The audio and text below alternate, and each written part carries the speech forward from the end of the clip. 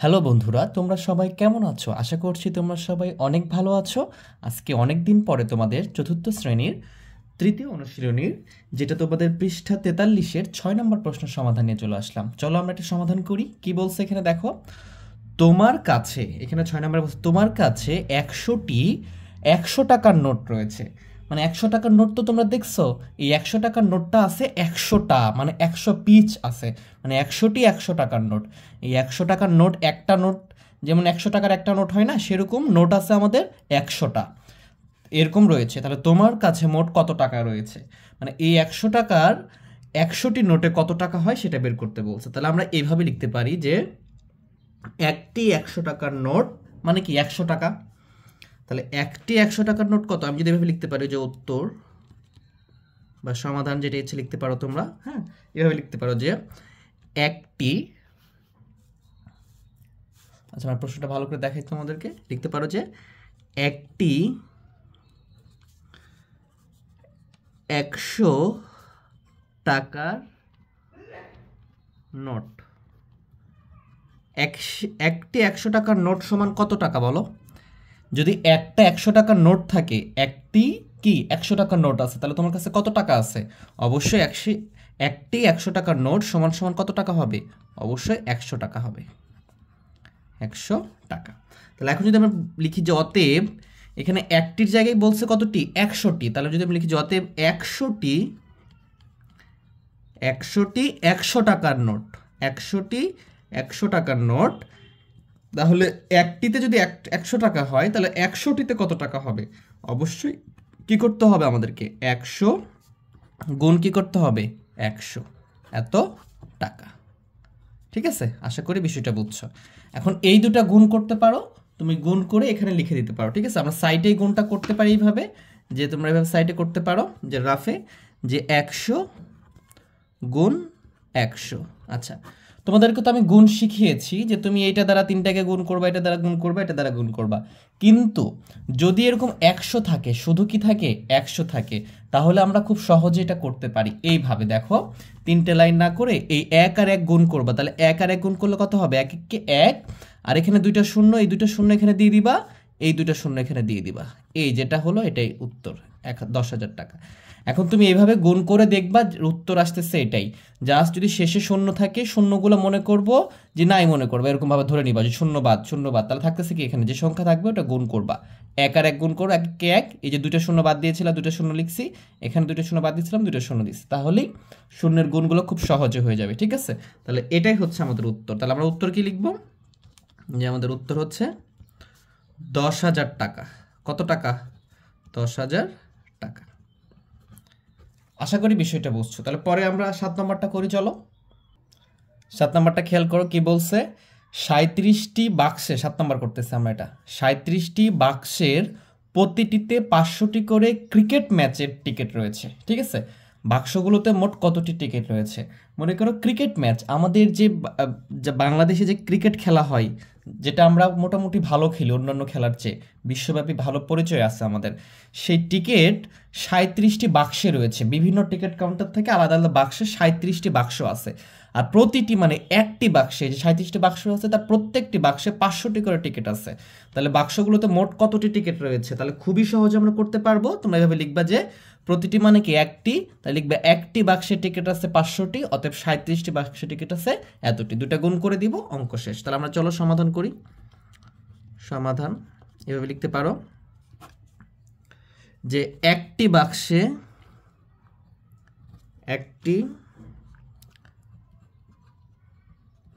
বাক্সে টিকিট, একটি বাক্সে টিকিট রয়েছে, একটি বাক্সের টিকিট রয়েছে 500টি। কোথায় পেয়েছি? এই যে দেওয়া আছে, প্রতিটি মানে কি একটি।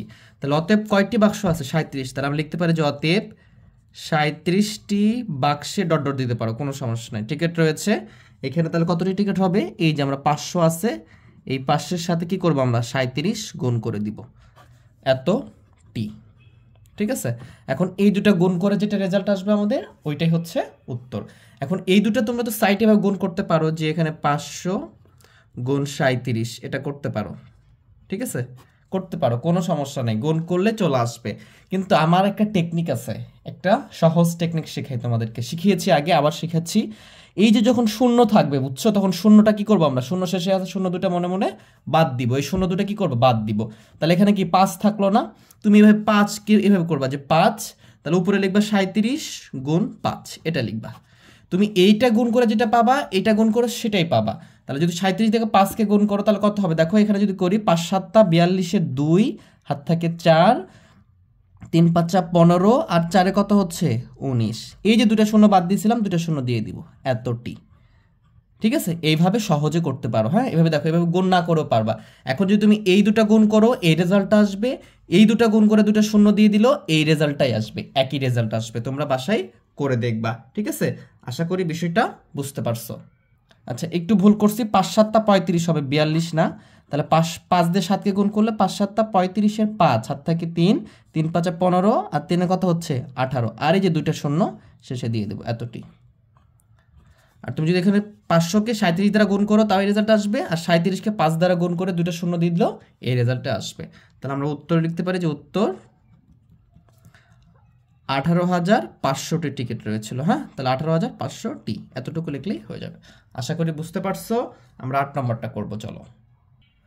আমাদের 8 নম্বরটা দেওয়া আছে যে রহিমা সেলাই করে প্রতিদিন 125 টাকা উপার্জন করে। তাহলে প্রতিদিন বলতে কি, কয় দিন, প্রতি মানে এক, তার মানে একদিন, প্রতিদিন মানে কি একদিনে 125 টাকা উপার্জন করেন, প্রতি মানে এক। তিনি 25 দিনে কত টাকা উপার্জন করেন? তাহলে আগের মতো এটাও খুবই সহজ, আমরা সমাধান লিখে ফেলি, এগুলো আমরা খুবই সহজে করতে পারবো। তার মানে তিনি একদিন উপার্জন করেন 125 টাকা, 25 দিনে করেন কত টাকা, জাস্ট গুণ করে দিব আগের মতোই।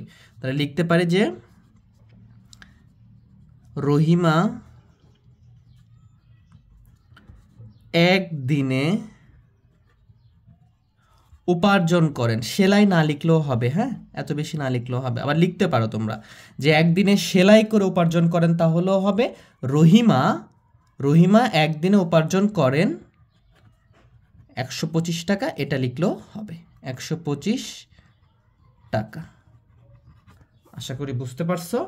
এইবারে আমরা লিখতে পারি যে অতএব রহিমা কত দিনে, তিনি 25 দিনে কত টাকা উপার্জন করেন চাইছে। তাহলে আমরা লিখতে পারি যে 25 দিনে উপার্জন করেন, তাহলে কি হবে 125 গুণ 25, এত টাকা।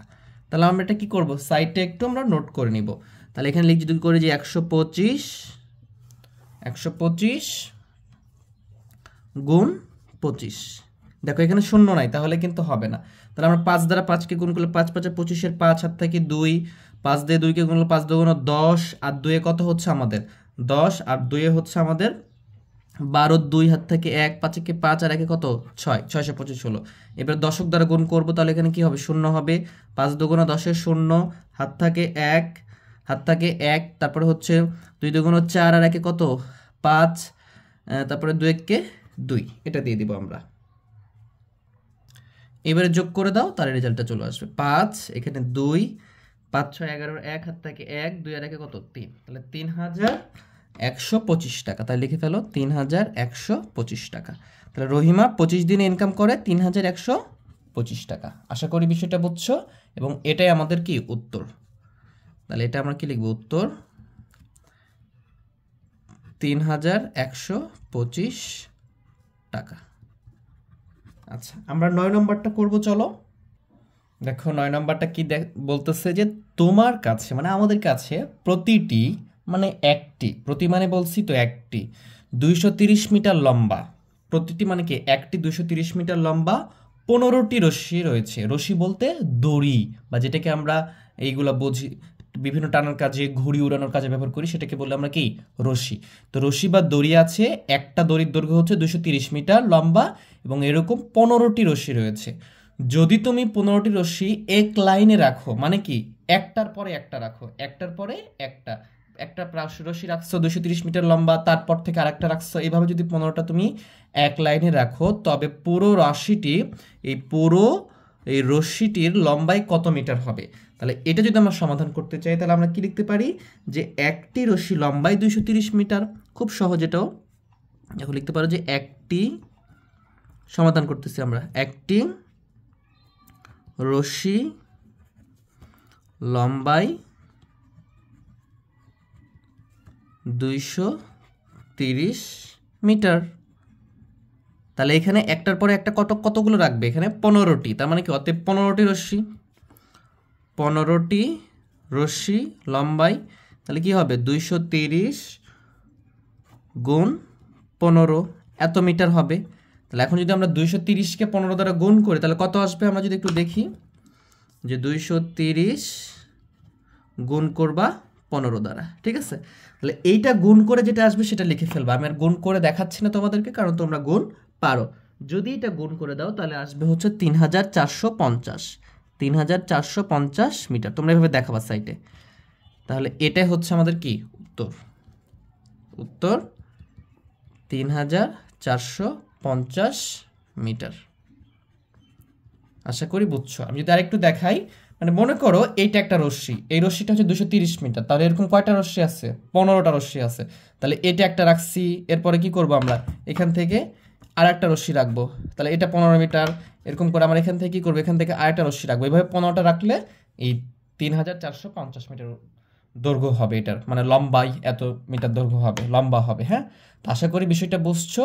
যদি ক্লাসটা ভালো লেগে থাকে অবশ্যই ভিডিওটাকে একটা লাইক করে দিবা, আর তোমরা যত বেশি লাইক দিবা তোমাদের জন্য তত সুন্দর সুন্দর ভিডিও বানানোর চেষ্টা করব। আর অবশ্যই চ্যানেলকে সাবস্ক্রাইব করবা, সাবস্ক্রাইব করে থাকলে অসংখ্য ধন্যবাদ। আর বন্ধুদেরকে শেয়ার করতে তো ভুলবাই না। সবাই ভালো থেকো, সুস্থ থেকো, আল্লাহ হাফেজ।